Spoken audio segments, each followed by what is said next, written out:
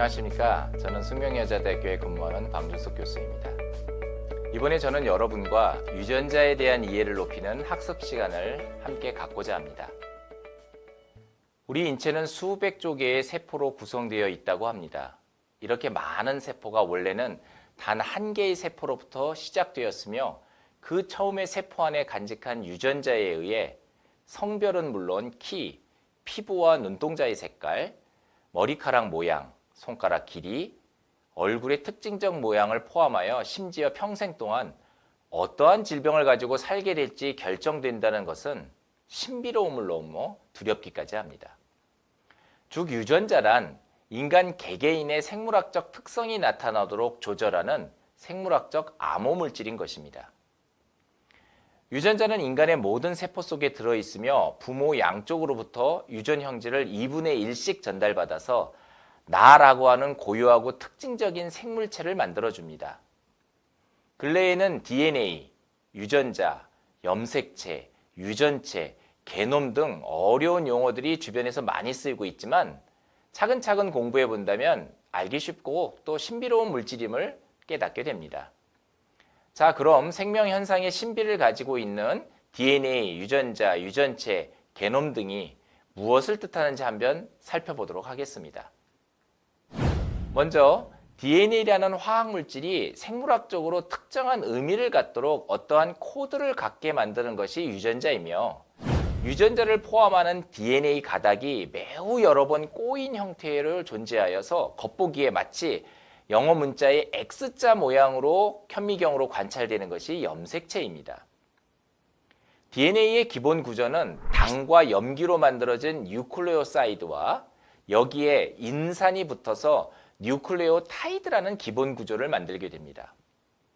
DNA는 염기의 종류에 따라 4종류의 뉴클레오타이드가 존재할 수 있는데 이들이 3개가 모이면 한 개의 아미노산을 만들도록 지시하는 생물학적 코드를 형성하는 것입니다.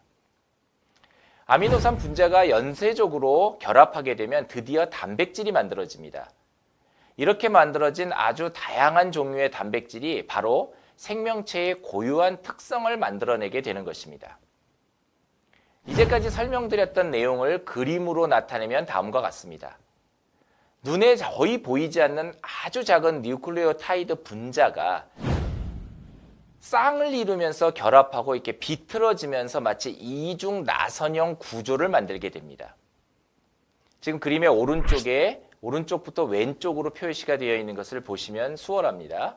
그리고 실처럼 아주 간단한 이중 나선형 구조가 히스톤이라는 단백질에 둘둘 감기면서 조금 더 굵어지고 이게 또 뭉치고 감기면서 더욱 굵어지게 됩니다.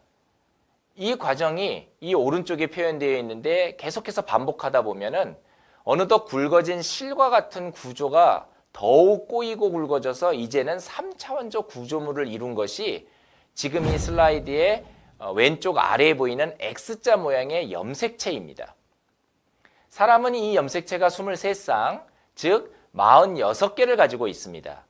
제1번 염색체부터 23번 염색체의 크기와 모양은 모두 달라서 아주 특징적인데요. 이것을 일렬로 표시한 것이 오른쪽 아래에 있는 그림입니다. 색깔 있는 기둥 하나하나가 1번 염색체부터 23번 염색체까지를 나타낸 것입니다. 자, 유전 정보를 품고 있는 DNA는 생명체에게는 아주 필수적인 일종의 마법의 가닥이죠. 우리 몸속에 각각의 세포는 총 46개의 염색체를 품고 있다고 말씀드렸는데 한 개의 세포 속에 들어있는 염색체의 DNA 가닥을 모두 풀어서 일렬로 해치면은요 무려 2m나 된다고 합니다. 그러니 얼마나 유전자가 정교하고 고밀도로 압축된 형태로 세포 속에 존재하는지 이제 실감이 나시는지요? 이 2m나 되는 DNA 가닥은 총 30억 개의 핵산으로 이루어져 있다고 하고요. 단백질은 약 3만 개를 만들 수 있는 유전자를 포함하고 있다고 합니다. 그런데 이처럼 길다란 DNA 가닥은 모두가 유전 정보를 다 품고 있는 것은 아니고요.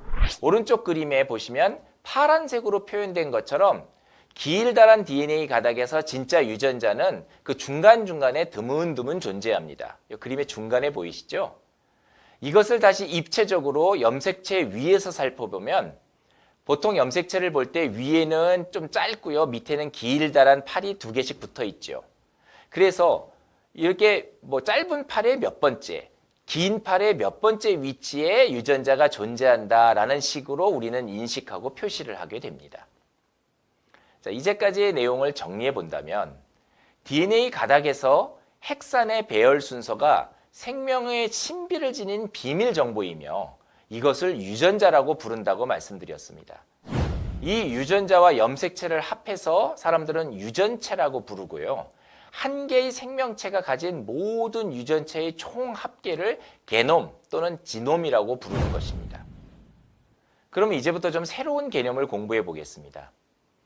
이처럼 생명의 신비를 담은 유전 정보는 다양한 원인 때문에 그 비밀 코드가 변할 수도 있습니다. 예를 든다면 방사선이라든지 약물, 화학물질 또는 우리 몸속의 특별한 질병 상황 때문에 핵산의 배열 순서, 곧 유전자 코드가 변하는 경우가 왕왕 발생되는데요. 이것을 변이 또는 돌연변이라고 합니다. 변이가 발생하면 유전자 코드가 바뀌게 된 것이므로 결국 만들게 되는 단백질도 변하게 됩니다. 단백질을 만드는 구성요소, 즉 아미노산이 바뀌게 되면 그 만들어진 단백질의 기능까지 바뀌게 됩니다. 기능 이상이 생겨서 질병이 발생할 수 있다는 뜻이지요. 여기에 예를 들어 소개할 수 있는 것은 DNA 염기서열, 곧 생명 정보가 단 한 개 바뀌어도, 한 개 아미노산이 바뀌게 되어도 결국은 단백질이 변형되게 되고 정상적인 생리능을 나타내지 못하게 된다는 것입니다. 이러면 결국 우리는 질병이 발생하였다고 하고 심하게 되면 사망에 이르게 되는 과정을 보게 됩니다.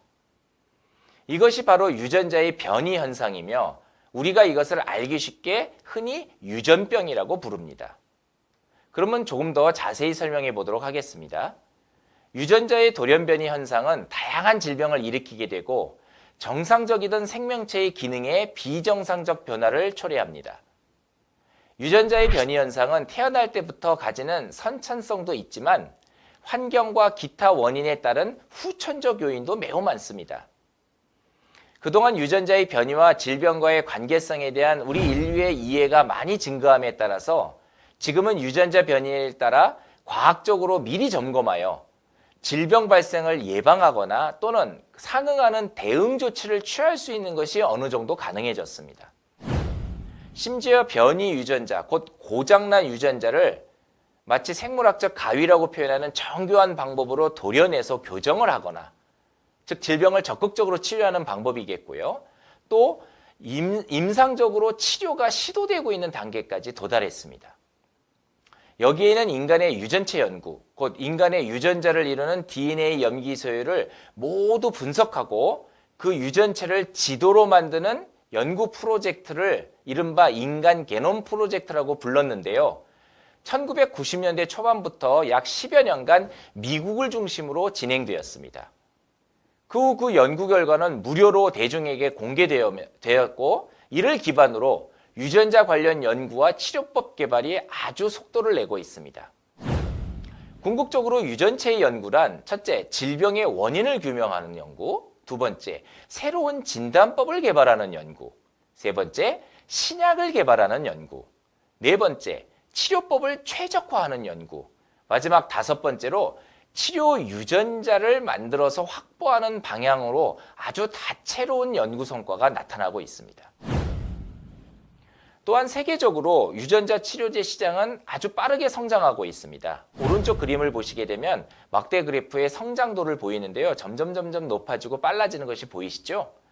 자, 선진 각국의 DTC 시장도 성장세이며 비록 검사 항목에는 나라별로 차이가 있으나 현재의 추세대로라면 상당히 보편적이고 손쉽게 이루어질 일종의 질병과 건강관리의 진단법으로 자리매김할 것이라고 예상됩니다. 유전자의 검사 및 치료에 대한 개념에도 일반인들이 오해하는 바가 아주 많습니다. 먼저 유전자가 잘못되면 항상 그 질병에 걸리게 되는 것인가 하는 것입니다. 유전자 DTC 검사의 대상이 되는 유전자의 변이 현상들은 대부분 환경적 요인의 영향을 더 받는 경우가 많습니다. 예를 들어 유전자 검사로 만약 비만 유전자가 내게서 발견되었다 하더라도 비만이라는 질병은 아주 많은 경우에 환경적 요인이 함께 존재할 때 유전 요인과 표현형으로 함께 나타나는 특성을 가지고 있습니다.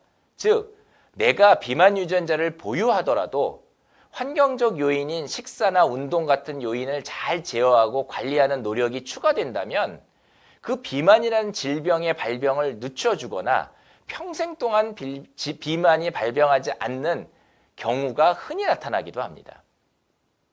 또한 한번 유전자 검사에서 얻은 결과는 나중에 다시 검사를 하더라도 그 결과가 바뀌지는 않습니다.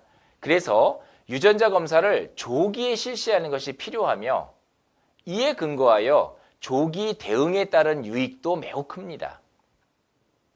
유전자 검사 키트로 검사를 실시할 경우에 유익한 점으로는 개인 맞춤 약물 처방과 사후 관리 서비스까지 가능해진다는 것입니다. 자, 이렇게 해서 유전자에 대한 기본 이해에 관하여 함께 학습해 보았습니다. 감사합니다.